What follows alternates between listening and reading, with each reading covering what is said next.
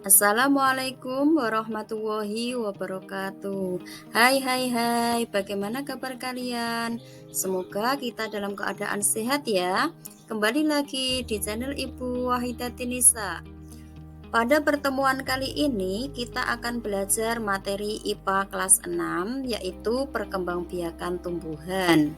Perkembangbiakan pada tumbuhan dibagi menjadi dua, yaitu perkembangbiakan generatif dan perkembangbiakan vegetatif. Perkembangbiakan generatif adalah perkembangbiakan secara kawin. Artinya, dalam perkembangbiakan generatif ini melibatkan dua sel induk, yaitu sel induk jantan dan sel induk betina. Alat perkembangbiakannya adalah bunga, di mana putik sebagai sel induk betina dan benang sari sebagai sel induk jantan. Dan diawali dengan adanya penyerbukan. Sebelum kita belajar tentang penyerbukan, kita akan belajar tentang bagian-bagian bunga. Perhatikan dengan baik ya. Bagian bunga yang paling bawah namanya tangkai bunga. Kemudian yang ini adalah dasar bunga. Kelopak bunga, mahkota bunga, tangkai putih, kepala putih, tangkai sari, kepala sari. Tangkai sari dan kepala sari ini adalah bagian dari benang sari dan bakal biji. Fungsi bagian-bagian bunga. Yang pertama, fungsi dari tangkai bunga. Tangkai bunga berfungsi sebagai penyokong dan penghubung antara bunga dengan ranting. Tangkai bunga memiliki ukuran diameter yang berbeda-beda sesuai dengan jenisnya. Yang kedua, dasar bunga. Dasar bunga merupakan tempat melekatnya mahkota dan komponen bunga lainnya agar tetap berada di posisinya meskipun terkena terpaan angin. Selanjutnya adalah kelopak bunga. Kelopak bunga merupakan bagian paling luar berwarna hijau seperti daun atau kecoklatan. Bagian ini berfungsi melindungi mahkota pada saat kuncup. Kelopak bunga merupakan modifikasi dari daun. Kemudian mahkota bunga. Mahkota bunga berfungsi membantu penyerbukan bunga dengan menarik perhatian serangga karena warnanya yang mencolok. Selain itu, mahkota juga melindungi alat reproduksi bunga yaitu putik dan benang sari. Berikutnya adalah tangkai putik. Tangkai putik merupakan saluran penghubung antara kepala putik dengan ovarium. Tangkai putik juga berfungsi sebagai penyangga kepala putik agar bisa berdiri tegak dan tetap berada pada posisinya. Kepala putik. Organ ini merupakan alat reproduksi bunga betina. Oleh sebab itu, pada kepala putik mengandung sel-sel telur untuk bereproduksi. Selanjutnya ada benang sari. Benang sari merupakan alat kelamin jantan yang terdiri dari kepala sari, serbuk sari, dan tangkai sari. Kepala sari untuk menyimpan serbuk sari untuk penyerbukan, dan tangkai sari untuk membantu proses reproduksi. Dan yang terakhir ada bakal biji. Bakal biji memiliki fungsi sebagai tempat bertemunya sel-sel telur untuk dibuahi oleh serbuk sari. Bakal biji juga berperan sebagai pelindung sel telur, memastikan proses penyerbukan berjalan lancar. Salah satu ciri dari perkembangbiakan generatif adalah diawali dengan adanya penyerbukan. Apa itu penyerbukan? Penyerbukan adalah peristiwa jatuhnya serbuk sari atau sel kelamin jantan pada kepala putik atau sel kelamin betina. Macam-macam penyerbukan berdasarkan asal serbuk sarinya ada 4, yaitu yang pertama, penyerbukan sendiri. Penyerbukan sendiri adalah penyerbukan yang terjadi pada suatu bunga yang serbuk sarinya berasal dari bunga itu sendiri. Berikut adalah contohnya. Yang kedua, penyerbukan tetangga. Penyerbukan tetangga yaitu penyerbukan yang terjadi pada suatu bunga yang serbuk sarinya berasal dari bunga lain dari tumbuhan tersebut. Perhatikan, ini adalah contoh penyerbukan tetangga. Yang ketiga yaitu penyerbukan silang. Penyerbukan silang adalah penyerbukan yang terjadi pada suatu bunga yang serbuk sarinya berasal dari bunga lain pada tumbuhan yang berbeda tetapi masih sejenis. Berikut adalah contoh dari penyerbukan silang. Yang keempat, penyerbukan bastar. Penyerbukan bastar adalah penyerbukan yang terjadi pada suatu bunga yang serbuk sarinya berasal dari bunga lain pada tumbuhan lainnya yang sejenis tetapi berbeda varietasnya. Nah, ini adalah contoh dari penyerbukan bastar. Setelah mempelajari perkembangbiakan generatif, sekarang kita akan belajar tentang perkembangbiakan vegetatif. Perkembangbiakan vegetatif adalah perkembangbiakan yang hanya melibatkan satu induk atau perkembangbiakan tanpa melalui perkawinan. Perkembangbiakan vegetatif dibedakan menjadi dua, yaitu yang pertama vegetatif alami dan vegetatif buatan. Pengertian vegetatif alami adalah perkembangbiakan vegetatif yang terjadi dengan sendirinya tanpa bantuan manusia. Macam-macam perkembangbiakan vegetatif alami. Yang pertama adalah tunas. Tunas adalah tumbuhan muda yang baru tumbuh yang akan menjadi tumbuhan baru dan tumbuh di sekitar induknya sehingga terbentuklah rumpun. Contohnya adalah pisang dan bambu. Ini adalah tanaman pisang yang sering kita jumpai di sekitar tempat tinggal kita. Sedangkan ini adalah tunas dari tumbuhan pisang yang tumbuh di sekitar tumbuhan induk sehingga akan membentuk rumpun. Selanjutnya adalah tanaman bambu. Ini adalah tunas dari bambu. Walaupun tumbuhan induk dari pisang maupun bambu ini ditebang, tunas ini akan terus tumbuh.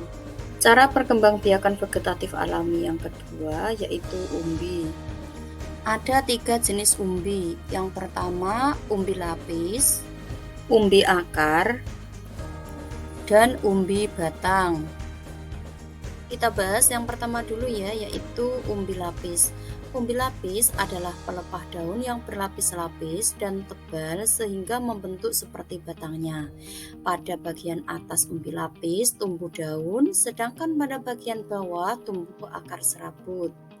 Kalian tentu sudah tahu contohnya, yaitu bawang merah dan bawang putih. Ini adalah tanaman bawang merah. Di antara lapisan-lapisan umbi lapis terdapat bakal tunas.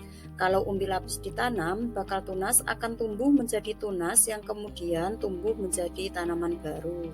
Selanjutnya adalah umbi akar. Umbi akar adalah akar yang menggembung yang berisi cadangan makanan. Contohnya adalah wortel dan singkong. Perkembangbiakan dengan umbi akar ini terjadi melalui tunas yang tumbuh dari bekas batangnya. Oleh karena itu, untuk mendapatkan tanaman baru, kita hanya perlu menanam bagian batangnya. Yang ketiga, umbi batang. Umbi batang adalah batang yang tumbuh di dalam tanah yang menggelembung yang digunakan untuk menyimpan cadangan makanan dan membentuk umbi. Setelah itu, tunas bisa tumbuh dan membentuk tumbuhan baru. Contoh tumbuhan yang berkembang biak dengan cara ini adalah kentang dan ubi jalar. 3. Akar tinggal atau rizoma, yaitu batang yang tumbuh menjalar di dalam tanah. Batang tersebut beruas-ruas dan tumbuh mendatar. Di setiap ruas akan tumbuh akar. Tunas ini dapat tumbuh menjadi tumbuhan baru. Contohnya adalah kunyit dan jahe. Yang keempat, geragih atau stolon, yaitu batang yang tumbuh menjalar di atas atau di bawah permukaan tanah. Contoh tumbuhan yang berkembang biak dengan cara ini adalah stroberi dan rumput teke. 5. Spora. Tumbuhan yang berkembang biak dengan spora adalah tumbuhan paku. Spora dibentuk dan disimpan di dalam kotak spora yang disebut sporangium. Ini adalah tumbuhan paku. Pada tumbuhan paku, sporangium terdapat pada bagian bawah daun. Setelah kita belajar tentang perkembangbiakan vegetatif alami, sekarang kita akan belajar tentang perkembangbiakan vegetatif buatan. Perkembangbiakan vegetatif buatan adalah perkembangbiakan vegetatif pada tumbuhan yang sengaja dilakukan oleh manusia atau dengan bantuan manusia. Ada beberapa cara perkembangbiakan vegetatif buatan, antara lain yaitu: pertama, dengan cara mencangkok. Mencangkok adalah memperbanyak tumbuhan dengan cara memotong dahan tumbuhan induknya supaya berakar sebelum ditanam ke tanah. Mencangkok biasanya dilakukan pada tanaman yang berkambium. Contohnya rambutan dan jambu. Perhatikan langkah-langkah mencangkok berikut ini. Pertama-tama, sebagian kulit cabang dibuang. Cabang itu kemudian dibalut dengan tanah dan diikat. Pada cabang yang dicangkok akan tumbuh akar. Butuh waktu sekitar 6 minggu hingga cabang ini siap ditanam dan menjadi tanaman baru. Yang kedua, dengan cara okulasi atau menempel, yaitu menempelkan mata tunas dari dua tanaman yang sejenis tetapi berbeda sifat dengan tujuan untuk menggabungkan sifat-sifat unggul dari dua tanaman sehingga diperoleh satu tanaman yang memiliki gabungan sifat unggul. Contohnya mangga mana lagi dengan mangga arum manis. Kemudian ada lagi mawar merah dengan mawar putih. Adapun langkah-langkah dari okulasi atau menempel adalah sebagai berikut. Pertama, siapkan batang bawah dari tanaman induk. Kemudian, buatlah keratan untuk batas okulasi bawah. Buatlah irisan ke arah bawah. Arahkan pisau hingga irisan berakhir pada keratan yang telah dibuat. Ukuran irisan kira-kira lebarnya 4-5 mm, panjangnya 1,5 sampai 2 cm dan tebalnya 1-2 mm. Ambil mata tunas dan entris, lalu tempelkan ke celah yang telah dibuat. Kemudian ikat menggunakan tali. Setelah berumur 14 hari, ikatan bisa dilepas. Kemudian periksa hasil okulasi tersebut dengan membuat sedikit goresan. Jika goresan tersebut berwarna hijau, berarti okulasi tersebut berhasil. Sedangkan bila berwarna coklat, berarti okulasi tersebut mati. Selanjutnya dengan cara mengenten atau menyambung, yaitu menggabungkan batang bawah dan batang atas dua tanaman yang sejenis tetapi sifatnya berbeda. Tujuannya sama dengan okulasi, yaitu menggabungkan sifat-sifat unggul dari dua tanaman sehingga diperoleh satu tanaman yang memiliki sifat-sifat unggul. Tumbuhan yang dapat dikembangbiakan dengan cara ini antara lain adalah durian dan jeruk. Perhatikan langkah-langkahnya ya. Pilih terlebih dahulu tanaman yang akan disambung. Jenis tanaman yang disambung harus sama. Lalu potong bagian yang akan disambung. Kemudian cari ranting tanaman yang akan disambungkan. Iris kedua sisinya, salah satu sisi iris berbentuk mata kapak. Kemudian sisipkan ranting tersebut ke batang bawah yang telah dibelah. Yang terakhir, ikatlah sambungan tersebut dengan kuat dan tutuplah menggunakan plastik. Berikutnya, perkembangbiakan vegetatif buatan dengan cara stek. Perkembangbiakan dengan cara stek yaitu memperbanyak tumbuhan dengan menanam bagian tertentu dari tumbuhan tanpa menunggu tumbuhnya akar terlebih dahulu. Ada 3 jenis stek. Yang pertama, stek batang, stek daun, dan stek akar. Yang pertama, stek batang.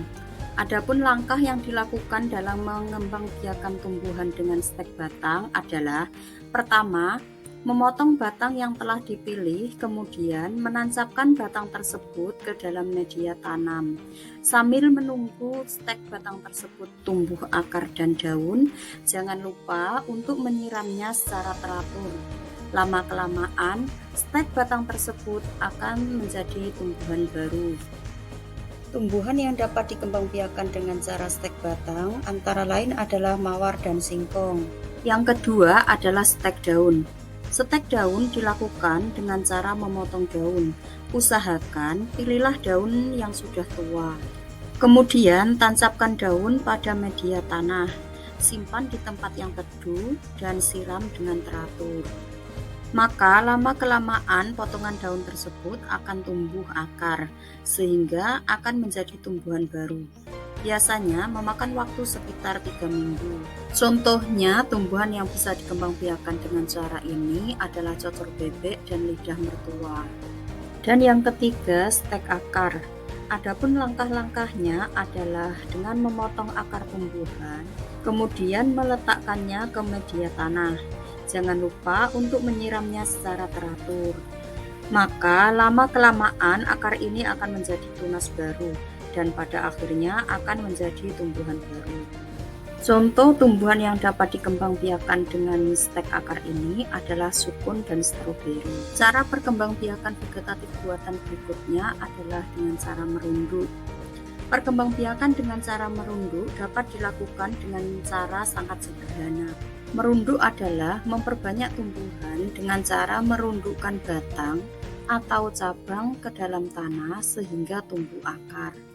Jadi, ranting pada tumbuhan ini akan dibengkokkan, kemudian dibenamkan ke dalam tanah.